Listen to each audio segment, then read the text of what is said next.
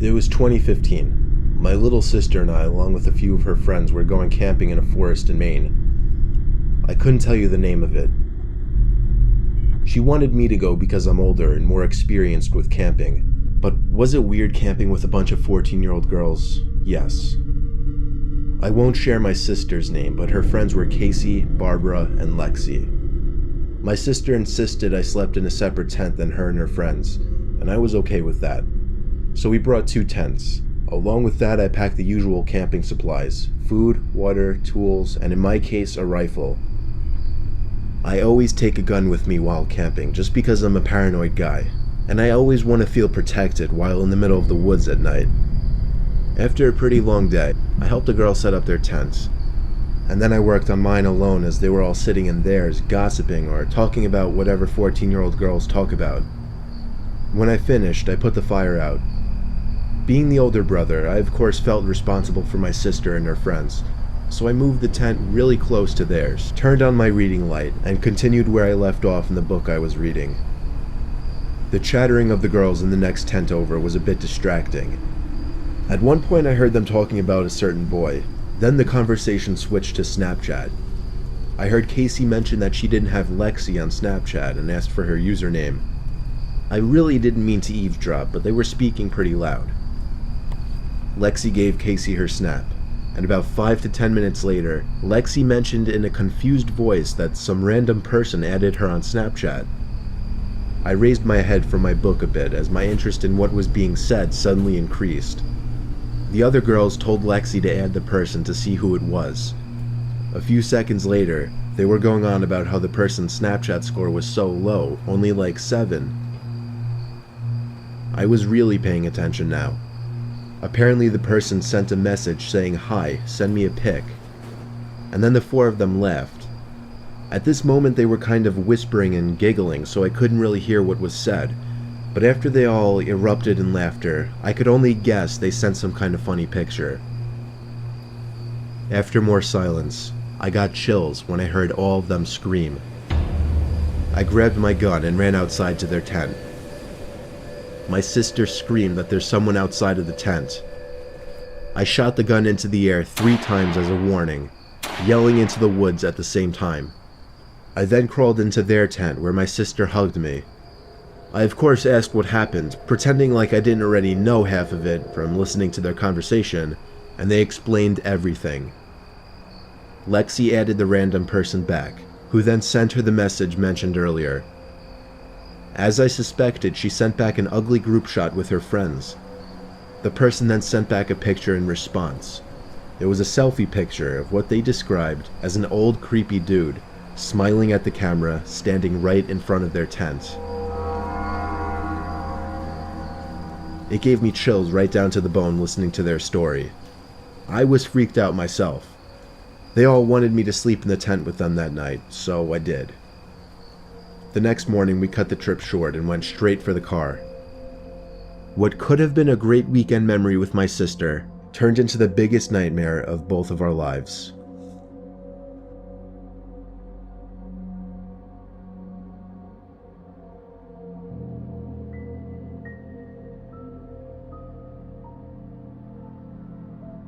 I just recently got into the whole Snapchat thing. My friends urged me to get it since everyone else my age has one. I got into the groove of it pretty quickly, and within a week my score was already 1,000. One day while shopping, I took a picture of a pair of shoes that I knew one of my friends really liked and sent it to her on Snapchat. She opened it after a few minutes, but didn't reply back. I sent her a chat asking, "What do you think?" She opened this one much quicker, but didn't reply. I put on a sad face and took a selfie, captioned the picture, "What's up, why aren't you answering?" and sent it. She opened it immediately, this time replying in the chat, "Where are you?" I responded saying, "Home." Her Bitmoji was appearing in the chat, indicating she had the chat box opened. She replied saying, "Where is home?" I said, "What do you mean?" Then she said, "What is your address?" It was at that moment I knew something was up. I closed the chat box and drove over to my friend's house. Apparently she had lost her phone the previous day. She explained everything to me. I left after talking for a few minutes to go home. I pulled up to my house, and becoming a bit paranoid now, just looked around to make sure I wasn't followed or anything. Both of my parents were out of town, and my brother was out of state, so I was home alone for the night. That night when I was laying in bed checking my Insta and Snap before going to sleep, I remembered I could just check where my friend's Bitmoji was on the map to track the thief. So I opened up the Snap map. Her Bitmoji was right on top of mine, on top of my house. I dove to turn off my lamp and shut the blind. The fear made me paranoid. I started to question whether I locked the front door or even the back door. But that didn't matter, because when I heard sounds coming from downstairs, below my room, I knew someone was in the house. I tiptoed to my bedroom door to lock it, then called the police. The operator asked me to stay on the line with them until the police arrived. When they arrived, it turned out nobody was in the house. It was just my paranoia playing tricks on me. We found my friend's phone in the backyard, hidden under a bush, screen still on with the battery in the 60% range, meaning he couldn't have been gone for too long. The next day, I returned the phone to my friend, and my parents came home, so I didn't feel scared anymore. I will, however, keep my location private on Snapchat from now on, and I recommend you do the same.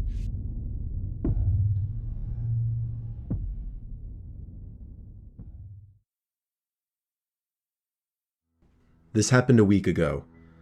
Up until a few days ago, I went to a small, local gym in my now previous New Jersey town called Black Bear Fitness. One day, I had the misfortune of running into some skinny, awkward, yet creepy-looking kid, probably 18 years old. He didn't look like he belonged in a gym at all. I had headphones in and I was doing my set when I heard him saying something to me, but it was muffled by the music. I was already annoyed with this kid, given that he was breaking an unwritten rule of the gym. Don't try to talk to somebody when they're doing their sets. I took my time finishing my set, and then took my headphones out to ask if he needed something. Then he started acting like I looked familiar, but right away I knew this kid was just trying some pathetic attempt at making friends. I assured him I didn't, but the kid wouldn't stop talking to me. I'll skip most of the conversation, but eventually he actually asked me for my Instagram and Snapchat, weirdly enough, and for whatever reason I gave them to him. Instead of just saying something like, "Buddy, I'm trying to work out," or "I don't have social media." After I gave him my Snapchat and Instagram, however, I did kind of urge him to let me resume my workout. He finally seemed to get the message and walked away. Not without saying bye like 3 times though. That night I got a snap on my phone saying "from Sean." I immediately sighed and said, "Oh no." Just wondering why the hell the kid would snap me. I opened the snap, and the kid was in a creepy, weird pose, face way too close to the camera, with his head resting in his hand and a half smile on his face.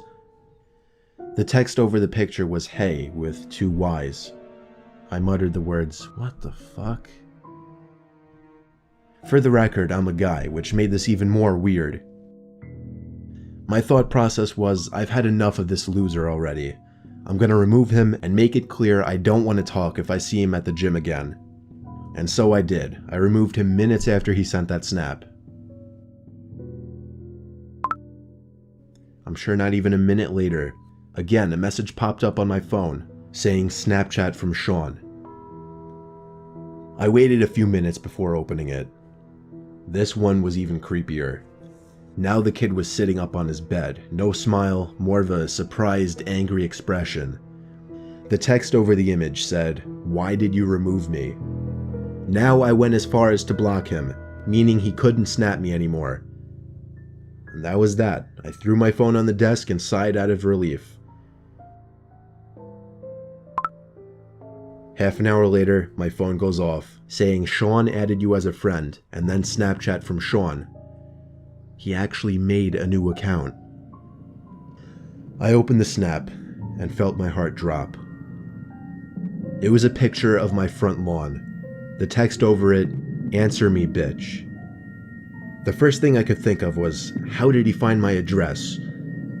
Then I realized, Snapchat made that new map feature that lets you see where your friends are. Somehow, I had the balls to open the window to see outside. It was clear out there.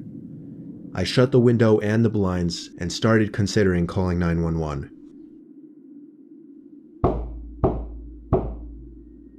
It was the sound of taps on the window.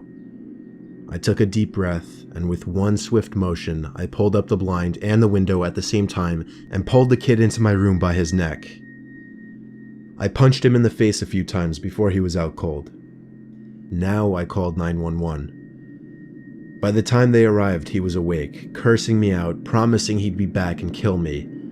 The cops heard it all. I didn't even have to make a case. The kid was an idiot. Luckily, the timing of this worked out well because I just moved a couple days ago out of state. Only thing that worries me, I don't want to have to make a new Snapchat account, but anytime somebody new adds me on the app, I'll never know if it's secretly that Sean kid again.